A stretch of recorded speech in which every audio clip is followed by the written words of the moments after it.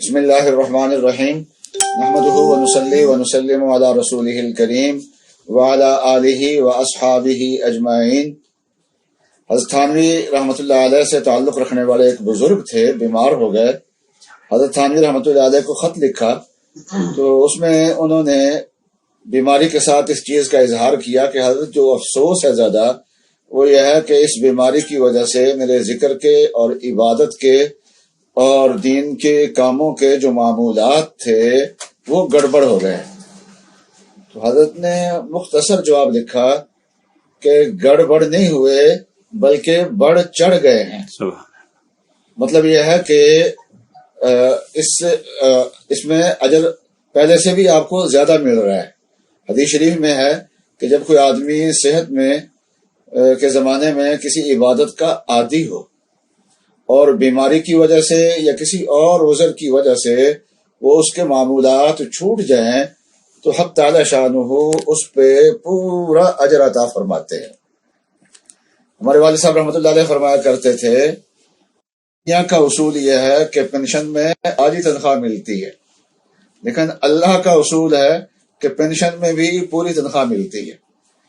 اس لیے پورا اجر ملتا ہے۔ تو جب کسی عذر کی وجہ سے کسی کی کوئی عبادت چھوٹ جائے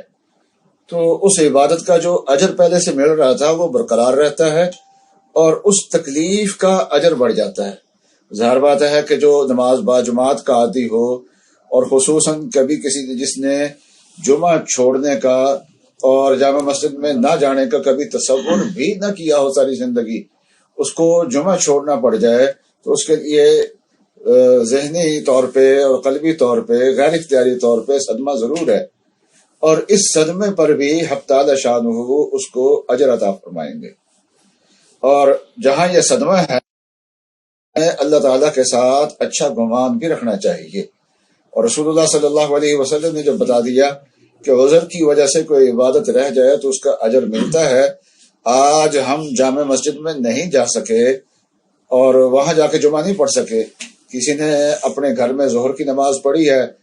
اور کچھ لوگوں نے اپنے گھروں میں جمعہ کا اہتمام کیا ہے تو مسجد میں نہیں جا سکے، تو حق تعالی شانہ اس کے باوجود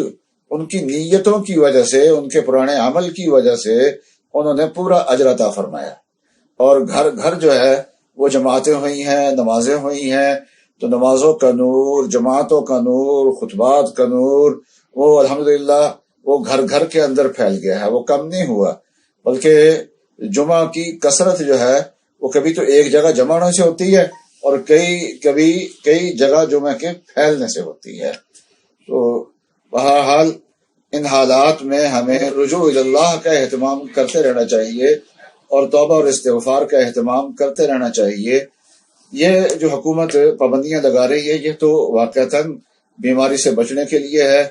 اور بیماری کے پھیلاؤ سے بچنے کے لیے احتجاجی تدابیر میں آ رہا ہے، لیکن کچھ لوگ ایسے بھی ہوتے ہیں جو عالمی ایجنڈے کو آگے بڑھانے سے دلچسپی رکھتے ہیں۔ عالمی ایجنڈا کیا ہے کہ دین کا کام آگے نہ بڑھے، دین کا کام آگے نہ چلے، یہ عالمی ایجنڈا ہے۔ تو آپ یہ پہلے دہشت گردی کے نام پہ دین کے خلاف ایک مہم چل رہی تھی، جبکہ دینی طبقات میں دہشت گردی کا نام و نشان بھی نہیں تھا، اور اب یہ کورونا وائرس کے نام سے احتیاط کے پردے میں دینی کاموں کو، مساجد کو اور تبلیغی جماعت کو خصوصیت سے نشانہ بنایا جا رہا ہے، اور آج تک یہ نہیں بتا سکے کہ تبلیغی جماعت کی وجہ سے بیماری کتنی پھیلی ہے، کس علاقے میں پھیلی ہے۔ ویسے ہی پابندیاں لگا کے اور کرفیو لگا کے اور پہرا باہر لگا کے تبلیغی مراکز پہ اور اس کی فوٹو بنا کے لوگوں کو ہراساں کیا جا رہا ہے، لیکن ابھی تک یہ سامنے نہیں آیا کہ تبلیغی جماعت کی وجہ سے دنیا میں جو اتنی بیماری پھیلی ہوئی ہے، ان کی وجہ سے کتنی بیماری پھیلی ہوئی ہے۔ تو اللہ تعالیٰ ان لوگوں کو ہدایت دے۔ اس موقع پہ سب سے زیادہ توبہ استغفار بھی کرنا چاہیے، اور حکومت کی طرف سے اور میڈیا کی طرف سے باقی چیزیں تو آ رہی ہیں، لیکن قوم کو توبہ اور استغفار کی طرف اور رجوع اللہ کی طرف متوجہ نہیں کیا جا رہا، یہ کرنا چاہیے۔ اور دوسرا بھوکوں کی خبرگیری کریں اور اپنے قریب قریب کا خیال کریں۔ رسول اللہ صلی اللہ علیہ وسلم نے آسان اصول بتایا، اپنا پڑوس، ایک ایک گلی والے اپنے اپنے گلی کا خیال کر لیں تو اسی سے لوگوں کی بھوک ختم ہو سکتی ہے۔ بڑا مالدار جو ہیں وہ تو ابھی اپنا مال باہر نہیں نکال رہے، تھوڑے ہیں ایسے لوگ، لیکن متوسط طبقے نے ہی یہ کام کرنا ہے، وہ آگے بڑھ چڑھ کے اس میں حصہ لیں اور اس بیماری سے بڑھ کے جو بھوک کا طوفان آنے والا ہے، یہ آنے والے طوفان کے سامنے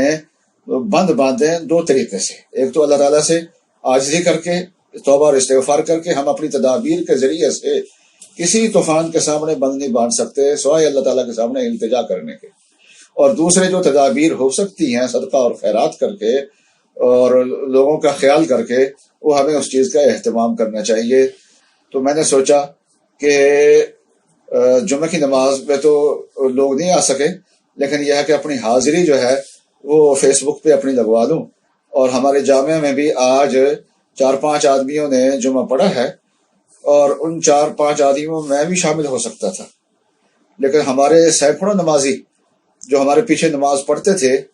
آج میں نے سوچا کہ ان کے ساتھ ہمدردی کا اور برابری کا اظہار کرنے کے لیے اپنے گھر میں جمعہ پڑھوں، تو اس لیے گھر میں نے بھی خود بھی اپنے گھر میں جمعہ پڑھنے کا اہتمام کیا ہے۔ ایسے موقع پہ اگر جمعے کی شرائط نہ پائی جائیں تو پھر